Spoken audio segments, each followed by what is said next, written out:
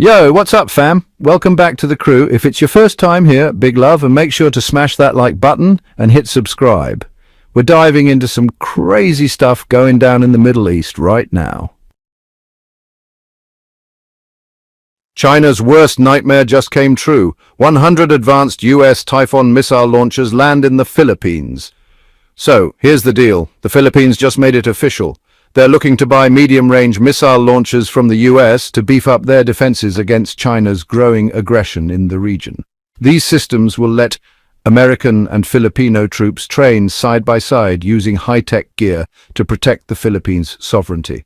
By bringing in this advanced tech and training local forces, they're setting up for serious future deterrence. And the big news, 12 cutting-edge US Typhon missile launchers just touched down in the Philippines. These bad boys could totally shake up the power balance in the Pacific, especially with tensions with China already boiling over.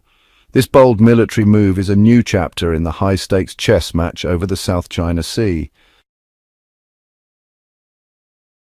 But what exactly are these Typhon systems? Why now? And what kind of message is this sending, not just to Beijing, but to the whole world? Stick around, because what's unfolding is a major strategic play that's been in the works for decades. We're talking 12 sleek, deadly, state-of-the-art Typhon launchers, heavily guarded and ready for action. Each one is part of a brand new medium-range capability developed by the US military. It's called the MRC, designed to bridge the firepower gap between shorter-range systems like HIMARS and long-range beasts like the Tomahawk. But this isn't just muscle flexing. It's part of a much bigger US strategy to lock down the first island chain, a network of allied nations stretching from Japan to the Philippines. The idea? Build a wall of deterrence right on China's watery doorstep. And these aren't your average missile trucks. Let's break down why they're making waves across the Indo-Pacific. The Typhon is more than just a launcher. It's a battlefield force multiplier. It packs both SM-6 and Tomahawk cruise missiles, two of the most advanced projectiles in America's arsenal. The Tomahawk is long-range, super accurate, and combat-proven.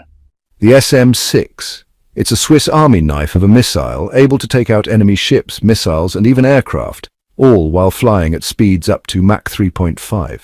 Together, these weapons give the Typhon system the power to hit Chinese naval assets, island bases, and missile platforms from over 1,000 kilometers away. And here's the kicker, they're mobile. These launchers can be repositioned within hours, making them nearly impossible to pin down. So why put these powerful weapons in the Philippines? One word: location. Northern Luzon is key.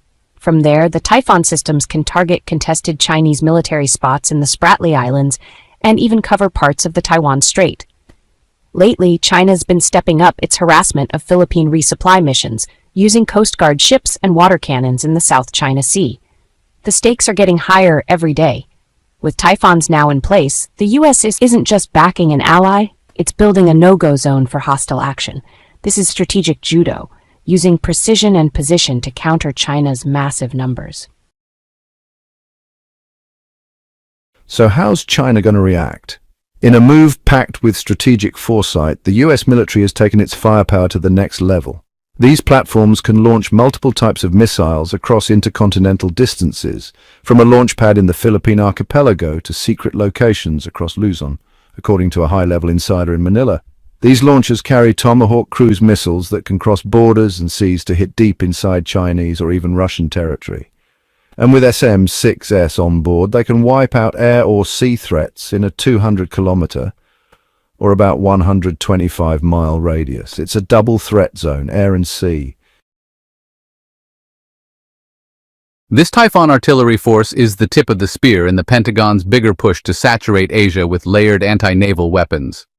U.S. Indo-Pacific Command, Indo-PACOM, the military nerve center for the region, has confirmed the system's internal repositioning inside Philippine territory, but they're keeping the exact location under wraps.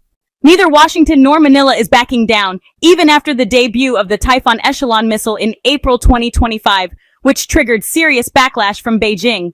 But the system is still there, and its presence is only adding fuel to the fire of this already blazing geopolitical showdown. And don't expect these systems to pack up and leave anytime soon. Both China and Russia have gone off about the deployment, slamming it as straight-up gasoline on an arms race that's already lit. In its latest clapback, Beijing called out Manila for stirring the pot and cranking up the heat in what's already a pretty volatile part of the world. They're calling this move a major miscalculation by the Denison family in the Philippines. Yep, that's their words. And by their Southeast Asian brothers. The Chinese say it's messing with the regional balance big time. Chinese Foreign Ministry spokesperson Mao Ning put it bluntly during a press briefing. This move punches way above the Philippines' geopolitical weight class.